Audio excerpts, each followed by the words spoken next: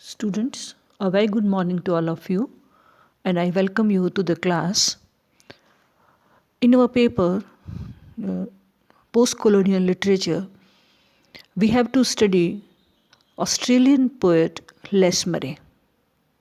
Students, before reading and discussing poems by Les Murray, let us first come to know very briefly about the history and traditions of Australian literature.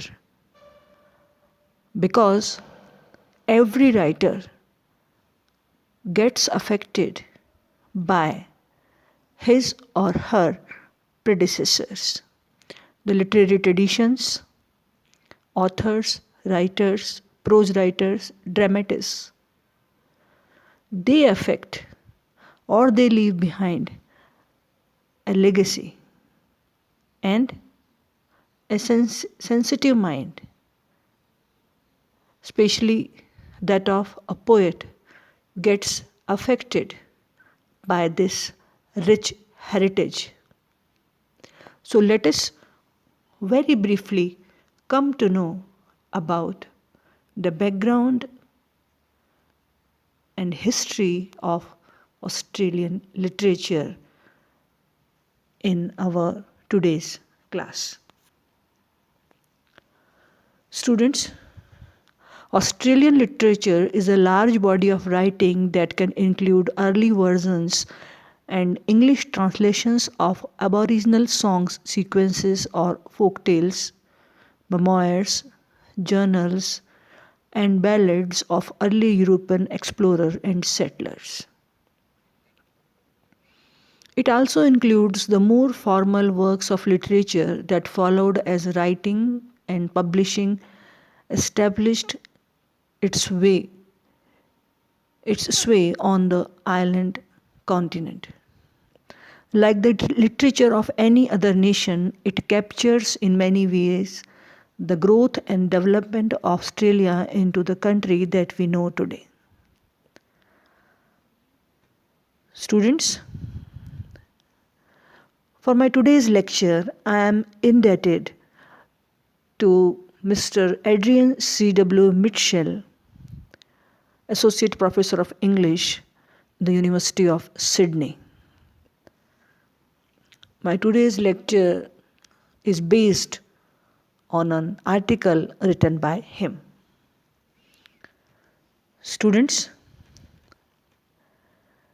the literature of Australia characteristically expresses collective values. Even when the literature deals with the experiences of an individual, these experiences are very likely to be estimated in terms of the ordinary, the typical, the representative. It aspires on the whole to represent integration rather than disintegration.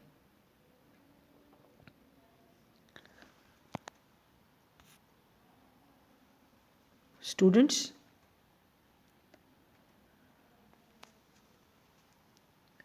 perhaps students,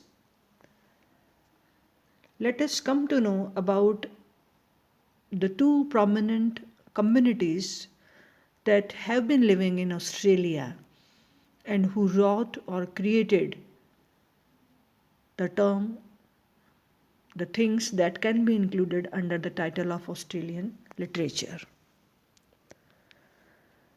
There were two types of people, the indigenous Australians and those that descended from the later European arrivals.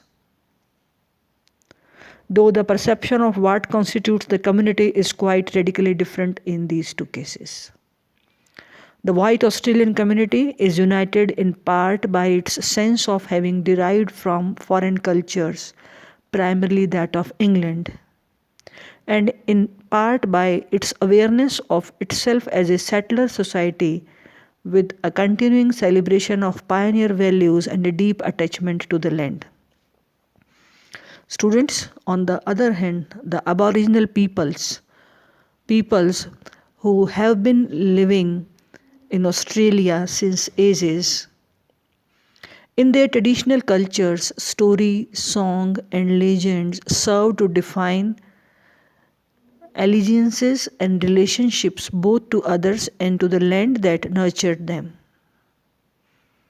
For modern Aboriginal people, written literature has been a way of both claiming a voice and articulating a sense of cohesion as people faced with real threats to the continuance of their culture.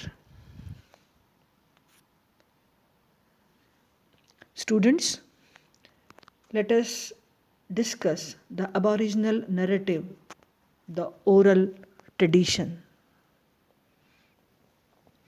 When the Europeans first came to Australia, the Australian Aboriginal people did not have written languages. Their songs, chants, legends, and stories, they constituted the rich oral literature. And since then, the Aboriginal people had no common language.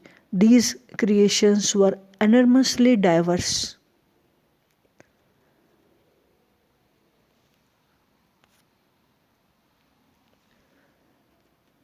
So let us discuss some features of this Aboriginal narratives. Their features. The chief subject of Aboriginal narrative is the land, where they live. As Aboriginal people travel from place to place, they name each place, they tell about its creation and its relation to the journey of the ancestors. Now, this practice serves three important, significant purposes. The first thing is it gives a knowledge of local geography, their food, location of water bodies, places of safety, places of danger, and the region's terrain. Second is it serves as a social function. How? By bringing the large clans together. And the third purpose that is served by these Aboriginal narratives when they travel from place to place and when they name each place, it serves as religious or ritual function.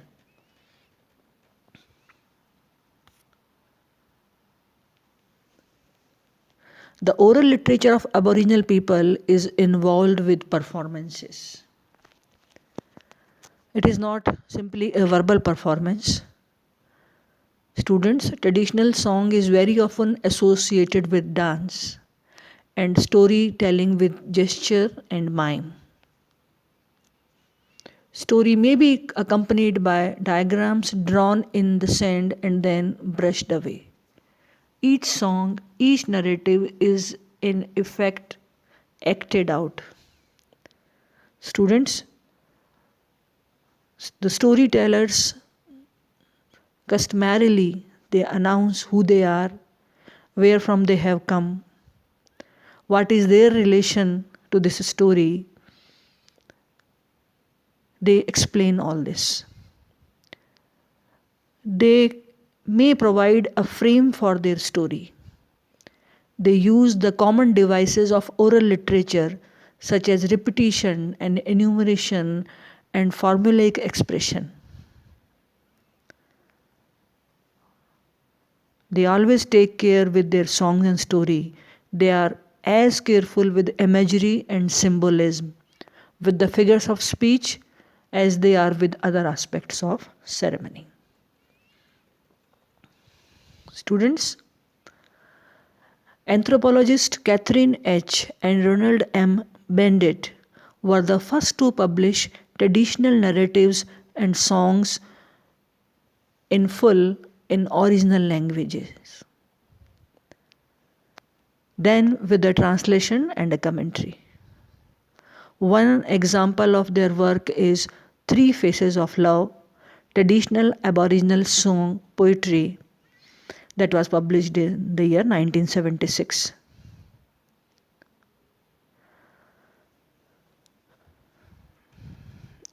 Not all Aboriginal song and story is in indigenous dialect. In the 1970s and 80s, as Aboriginal people began to write in formal English, some began to express themselves in what might be called Aboriginal English, an English that is different from Standard English. Here, short, simple sentences are written, and considerable use of repetition with variation is also there. So, students, now let us discuss the literature and literary traditions that were prevalent in the by the end of 18th century, the century after the settlement. The settlement of New South Wales began in the year 1788. And when this happened, reports about new country reached back to England. The public was not interested in the routine convict life but in the details of strange new flora and fauna. In the colony itself, there was little time for any other than practical consideration. Early publications were dominated by reports of new lands and rivers, journeys of exploration, summaries of what had so far been discovered in the new continent, the continent that we today knew as Australia. There were some attempts to interpret these experiences. These were early expressions of local pride by those born in colony. Colony here means Australia, such as the poets Charles Thomson and William Wentworth expressed themselves in the year 1823's creation with the title Australasia. It was the first volume of poetry published in Australia. Students, if we look at the prose writings of this era, the prose writers showed the inquiring mind of 18th century, a scientific interest in the novelties of the new world, and their perception of man as a social being show that while the Romantic movement was underway in Europe, early Australia was essentially fostered by the Enlightenment. Watkins Tenn's A Narrative of the Expedition to Botany Bay, that was published in the year 1789, and its sequel entitled A Complete Account of the Settlement at Port Jackson, published in the year 1793, were immensely popular in Europe. Matthew Findler's A Voyage to Terra Australica, published in the year 1814, is another example of this engaging literature of discovery. Students, when Romanticism was prevalent in England, the touches of the Romantics arrived speedily here in Australia as well. By mid-century, Charles Harper, who was a child of ex-convicts, was writing rugged, well-sustained poems that were responsive to the landscape in the manner of William Wordsworth. Some of his poems show impressions of P.B. Shelley as well. Adam Lindsay Gordon was also a popular poet of this era. His Bush Ballads and Galloping Rhymes, published in 1870, was a very famous book of that era. Students, the first Australian novel, Quintus Servinton, written by Henry Severies, was published in the year 1831. It is a strongly autobiographical novel. James Tucker's Ralph Rashleigh, or The Life of an Exile, that was written in the year 1844, makes uses of the sensational opportunities at hand. It tells us a picaresque account of low life London and proceeds through the whole gamut of convict life, escape, bushrangers, and life among Aboriginal people. Students, the first widely known novel of Australia was Recollections of Geoffrey Hamlin, published in the year 1859 and written by Henry Kingsley.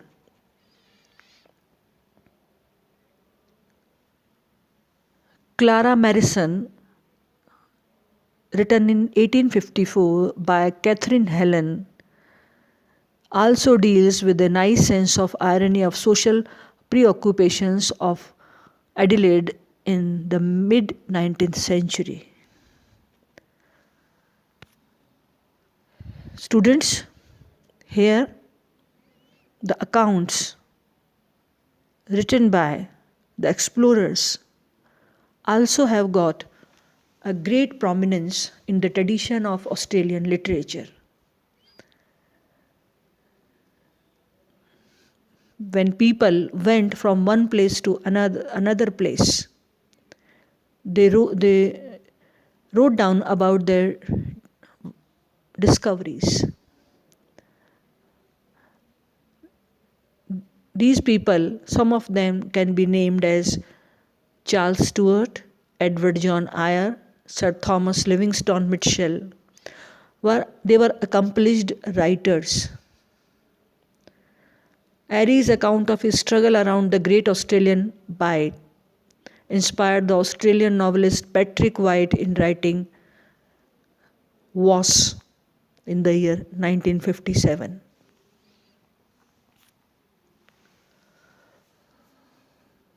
So students, today I gave you an account of the Australian literature and its tradition, along with its features, in our today's class.